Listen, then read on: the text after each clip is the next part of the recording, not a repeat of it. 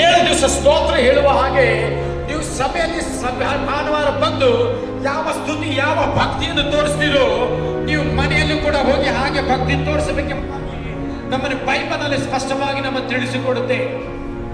ಅವರು 1 ದಿವಸ ಚೆನ್ನಾಗಿ ಆಟ ಆಡಿದ್ರು, ಸ್ತೋತ್ರ ಹೇಳಿದ್ರು, ಎರಿಕೋ ಕೋಟೆ ಬಟ್ ಬಿದ್ದಿಲ್ಲ.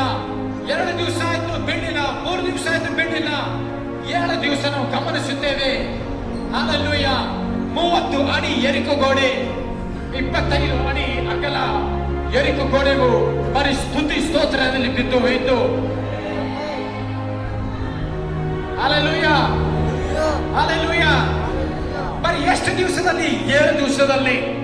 ಹಾಗಾದ್ರೆ ಇವತ್ತು ನೀವು ಶತ್ರುವಿನ ಮೇಲೆ ಜಯ ಸಾಧಿಸಬೇಕಾದ್ರೆ, ಹಲ್ಲೆಲೂಯ, ಇವತ್ತು ಶತ್ರುವಿನ ಮೇಲೆ ನೀವು ಜಯ ಸಾಧಿಸಬೇಕಾದ್ರೆ ಎರಿಕೋ ಕೋಟೆ ಮೇಲೆ ಅವರು ಜಯ ಸಾಧಿಸಿದ ಹಾಗೆ 1 ದಿವಸ ಅವರು ಸ್ತೋತ್ರ ಹೇಳಿಲ್ಲ, 2 ದಿವಸ ಸ್ತೋತ್ರ ಹೇಳಿಲ್ಲ, 7 ದಿವಸ ಸ್ತೋತ್ರ ಹೇಳಿದರು.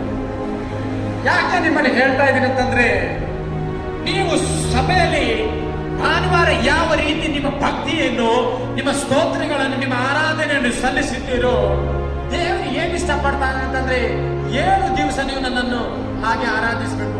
ಅವಾಗ ಸೈತಾನನು ಹೇಗೆ ನಿಮಗೆ ಒಳಗಾಗ್ತಾನೆ ನೋಡಿ.